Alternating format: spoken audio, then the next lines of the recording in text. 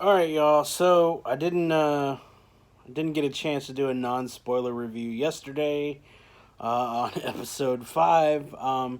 So I'm just it's gonna be really hard to review this episode without giving spoilers. So I'm telling you right now, this will have spoilers. This is a spoiler review. If you have not watched Ahsoka episode 5, you need to turn the video off right now. I will give you a few seconds, but this is a spoiler heavy review. Okay, here we go. Wow, Dave Filoni. Another absolute banger of an episode. The opening shot of Cetos with the trees and everything just very still.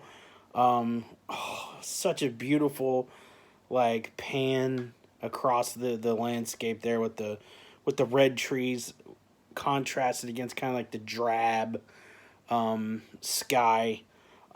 Just beautiful shots. Beautiful shots. Um, we get to Hera. She's trying to figure out things. And I tell you what, man, Hu Yang, David Tennant is the man. he, he's been playing this droid since the Clone Wars. But man, he had me like choked up with two lines.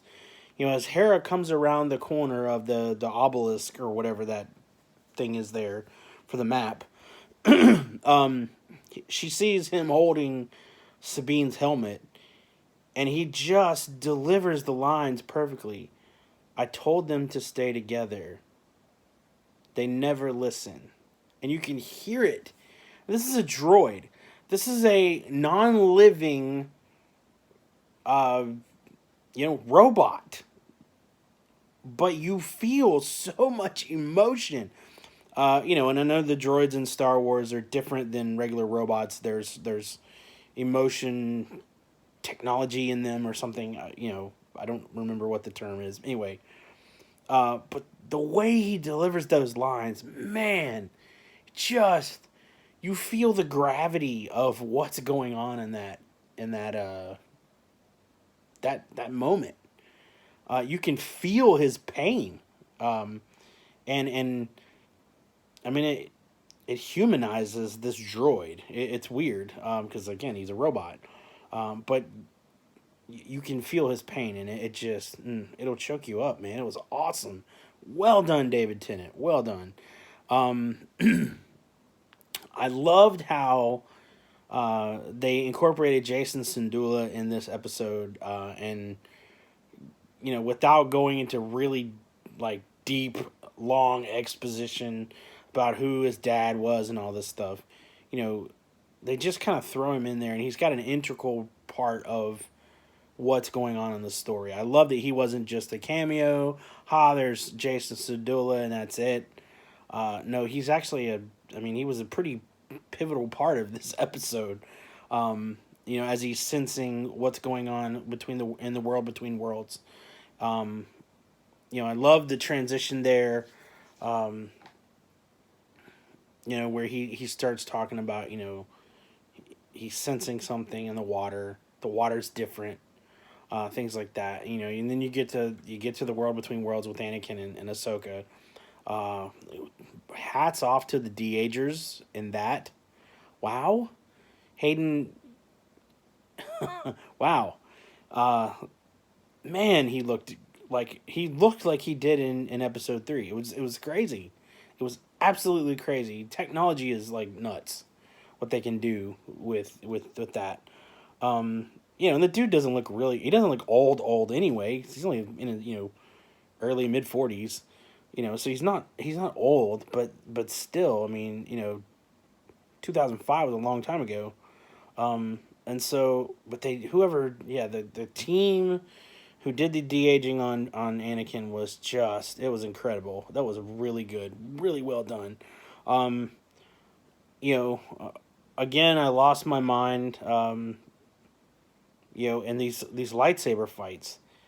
I love that there's a little bit of flash. You can see, a little bit of prequel era fighting with Hayden doing the swings and things like that. But it's not overly flashy, and they're not standing there just like swinging, just to be swinging. Um, I love that the saber fights in this series have had weight to them. Like when he's swinging for Ahsoka in this, he tells her, he said, here's your test. You're gonna live or you're gonna die. And yes, it's a test. There was a fellow in the comment section of TRB's live stream yesterday that was kind of pushing back a little bit, and okay, that's fine. But he was saying that it was a test. It was only a test. He was holding back, and I didn't see that at all. Anakin was swinging for the fences there. He tells her, "Look, your test is you're gonna either live or you're gonna die. Either you succeed or you fail. Um, that's it." And he swung his saber at her like if she failed, she was gonna die. It was, man, the weight of those clashes and stuff. You could just feel the impact. I love the saber fighting in this show. It's so good. Um, and again, like I said, no disrespect to the prequels. There's a lot of really cool saber fights. One of my favorite saber fights of the prequels is the Maul fight in episode one. Um, I thought that was really well done. Um, but they're just more flashy. They're more like embellished. And these fights in Ahsoka are just like they're raw, they're heavy, they're methodical. They're not just like swinging just to be swinging. They're calculated in their strikes, and it's just so cool. I love the saber fighting in this. Um, Man, I'm already up at 7 minutes. I could talk 30 minutes on this episode. I love the flashbacks to Ryloth. One of the most incredible shots, I think everybody's been talking about it, is the flash from Anakin to Vader in the fog, and then when he comes back towards her, he flashes as Vader in the fog as well. When he's gone like dark side, um, and it's really cool to see Rex again. Really cool to see Rex in live action. I know technically we've seen Rex in live action um, on Return of the Jedi, with the old guy with the beard. That's technically supposed to be Rex. But like actually see Rex in his clone armor. Um, we saw Commander Rex and we saw Captain Rex, which is really cool. Phase 1 and Phase 2. That was really awesome. Um, I love the fact that we saw the Battle of Ryloth at the beginning, and then the Siege of Mandalore. At the end of those flashbacks and stuff, the Mandalorians and everything in that. And I just love like the symbolism of Ahsoka coming out of the water. It's almost as it was almost the baptism. It really what it was. She went in this like, jaded, you know, run down person, and when she came back, she was hopeful again. There was a peace about her.